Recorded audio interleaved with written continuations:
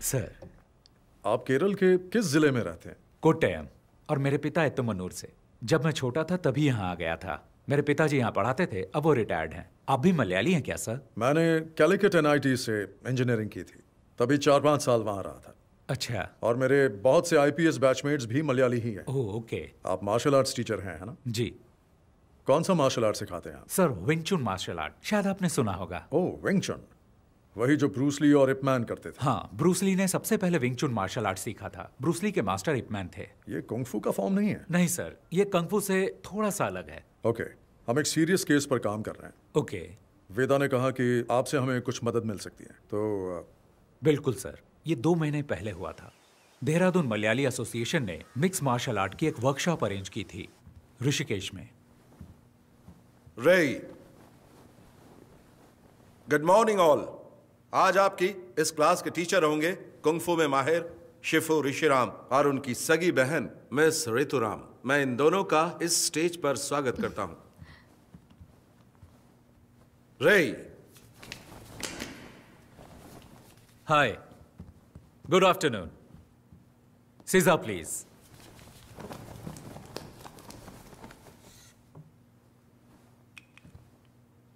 बाकी लोगों की तरह आप भी सोच रहे होंगे कि कुंग-फू शब्द चीनी मार्शल आर्ट को रिप्रेजेंट करता है। असल में चाइना में उनकी अपनी भाषा में किसी भी काम की लगातार प्रैक्टिस करके उस काम में महारत हासिल कर लेने को वो लोग कुंग-फू कहते हैं। जरूरी नहीं वो मार्शल आर्ट हो। चीनी मार्शल आर्ट कुंग-फू के बहुत सारे स्टाइल हैं, जैसे कि वुशु, विंग चुन, ताई ची, शाओलिन कुंग-फू और भी बहुत कुछ।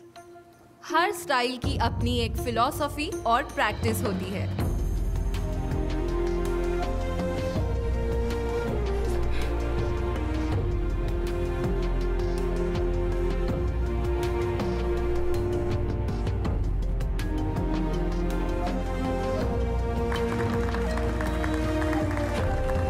One, 2, 3, 4, 5. Catch and punch. क्या हुआ तुम्हें? खड़े क्यों हो?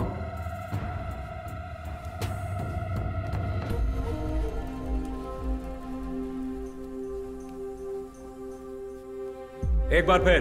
रेडी? 1, 2, 3। मैंने उन लड़कों में एक बात नोटिस की कि उनका तौर तरीका वो नहीं था जो एक मार्शल आर्ट स्टूडेंट्स का होना चाहिए था। कैंप की शुरुआत से ही उन लड़कों का बर्ताव दूसरे बच्चों से अलग और बहुत अजीब था। ऑर्गेनाइजर्स ने मेरे सामने एक बात रखी कि मैं ये मामला बातचीत से सुलझा लूं, लेकिन मैंने मना कर दिया और कैंप जारी रखा। विंग चुन मार्शल आर्ट्स निंगमाई नाम की एक महिला ने इन्वेंट किया। विंग चुन की खूबी है कि वो सॉफ्ट एनर्जी को हार्ड एनर्जी के खिलाफ इस्तेमाल करके उसकी ताकत को पलटता है और उसका सामना करता है। हमने इसे प्रैक्टिस करने के लिए कैंप स्टूडेंट्स की मदद की। और फिर एक दिन, तुम्हारा नाम? मैरिन। और तुम्हारा? टेला। प्लीज आइए।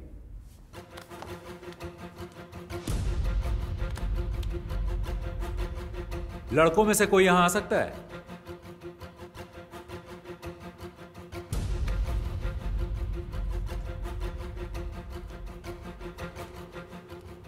Okay, take position.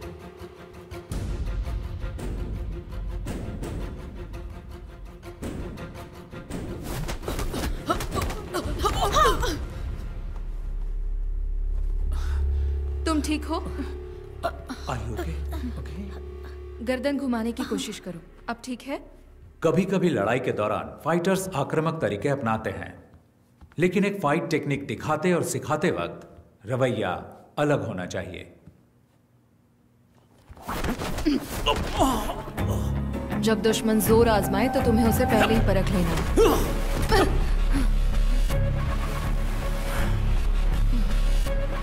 लेकिन वो लड़का कुछ अलग था।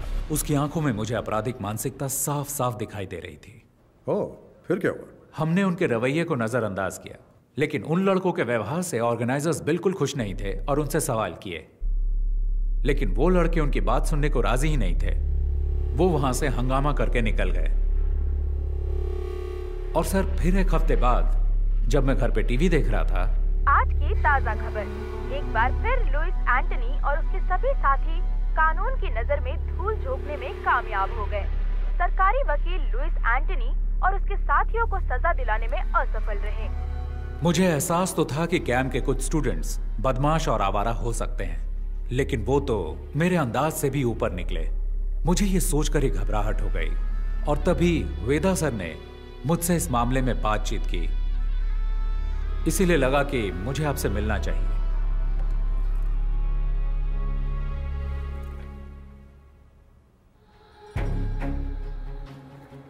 ये उनका लीडर है। ये बहुत ही खतरनाक अपराधी है। इसकी क्राइम हिस्ट्री बहुत लंबी है। इसका गैंग बाकियों से अलग इसलिए है क्योंकि इसके गैंग मेंबर्स मार्शल आर्ट्स में माहिर हैं और उनमें से कुछ केरल से हैं। हमें नहीं पता कि वो उन्हें सिखाता है या सीखे हुए मार्शल आर्टिस्ट की भर्ती करता है। आप लोगों से मुझे ये समझना है कि क्रिमिनल बैकग्राउंड वाले लोगों को पहचानने का आप लोगों का क्या तरीका है। पुलिस का अपना तरीका है, लेकिन हम लोग इन्वेस्टिगेशन के अंत में उन्हें सिर्फ वार्निंग दे सकते हैं। क्या आप कुछ जानकारी देंगे? जी बिल्कुल सर, ये तो भलाई का काम है। जितनी भी जानकारी मिलती है मैं आपको ला कर दूंगा। पूरी कोशिश करूंगा।